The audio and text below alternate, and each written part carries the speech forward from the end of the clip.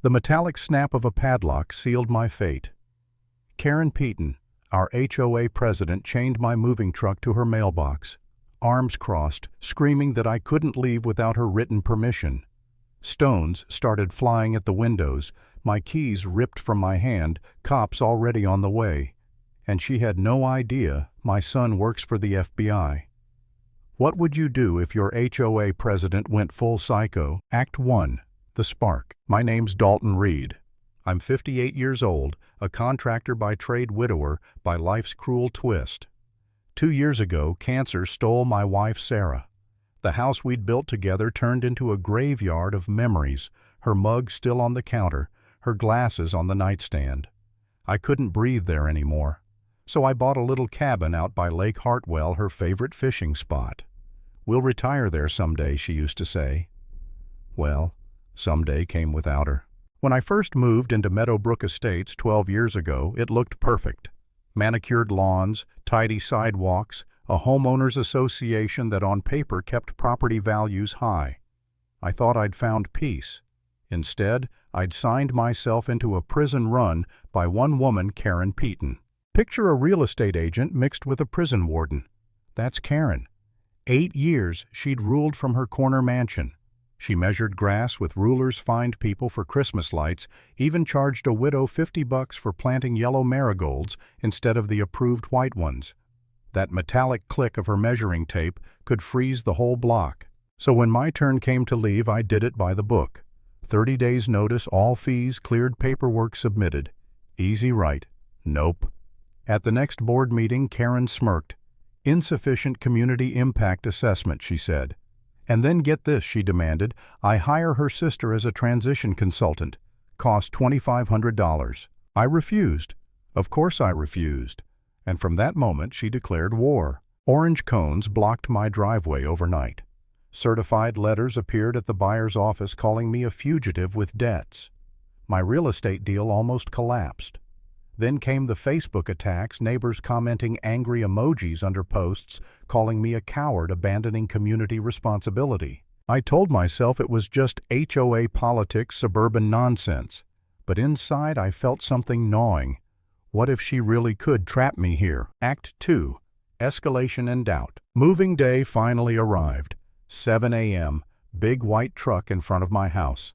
By 7:15, Karen storms out, bathrobe curlers, screaming about illegal commercial vehicles. She claimed she had to inspect every box for community property. And before I could laugh in her face, she disappeared inside and came back with chains, wrapped them around my truck and padlocked it to her mailbox. "You're stealing HOA assets," she shrieked. Then she shoved me hard and snatched my keys. That mailbox. She said it belonged to the HOA. My house number's HOA property. She even waved around plastic handcuffs, announcing she was placing me under citizen's arrest. Neighbors shuffled nearby, eyes down. I called to Tom next door. "You think I'm stealing my own mailbox?" He stammered, admitted. Karen had threatened him with fines if he didn't back her up. Mrs. Patterson whispered she'd been blackmailed over her 12-year-old dog. One by one they cracked. They weren't witnesses, they were victims. And still, Karen lunged at me screaming about community assets. The moving driver filmed the whole thing, even revealed Karen had tried to bribe him $200 to accidentally break my stuff. Cops showed up. They told her point-blank HOA bylaws don't override property ownership. But Karen wasn't done. That night at 2 a.m., my doorbell rang. She stood there with a flashlight, wearing what looked like a Party City security uniform. Claimed she was doing an emergency HOA inspection, tried to push her way inside. I slammed the door and called 911. The next day, she'd filed bogus building complaints, sent inspectors to my door. Then she went further, changed my locks, using spare keys rifled through my drawers. Left behind fake liens, phony legal notices saying I owed $15,000 in fees, even charges for community participation deficiency because I missed HOA meetings while I was taking care of my dying wife. And when I thought it couldn't get worse, she went after my son Marcus. He's an FBI agent, Financial Crimes Division. Karen filed anonymous tips to Child Protective Services, claimed he was unstable, unfit for duty. My son, a decorated agent. She tried to destroy his career just to break me. That night, I sat in my empty kitchen, head in my hands. She'd ruined my reputation, sabotaged my cabin purchase, turned my neighbors against me, and now she was dragging my son through federal investigations.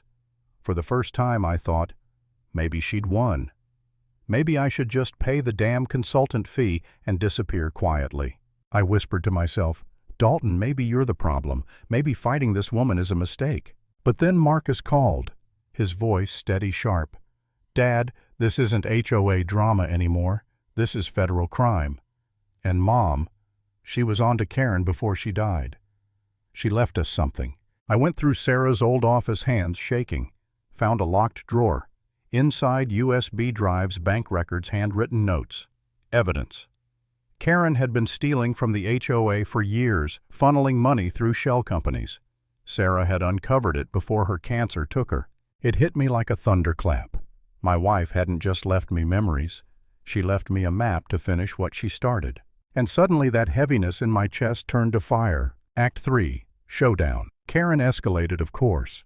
She forged foreclosure papers, hired fake marshals to seize my house, planted bags of white powder in my kitchen to frame me for drugs. Every desperate move added another federal charge. She even held a press conference waving stolen files on live TV, Sarah's files, and claimed I was the criminal. She literally confessed to her own crimes while trying to frame me. That was it. Time to end her reign. The HOA called an emergency meeting. 89 homeowners packed into the community center, reporters circling outside. Karen strutted up to the podium in her best suit, papers clutched in her manicured hands.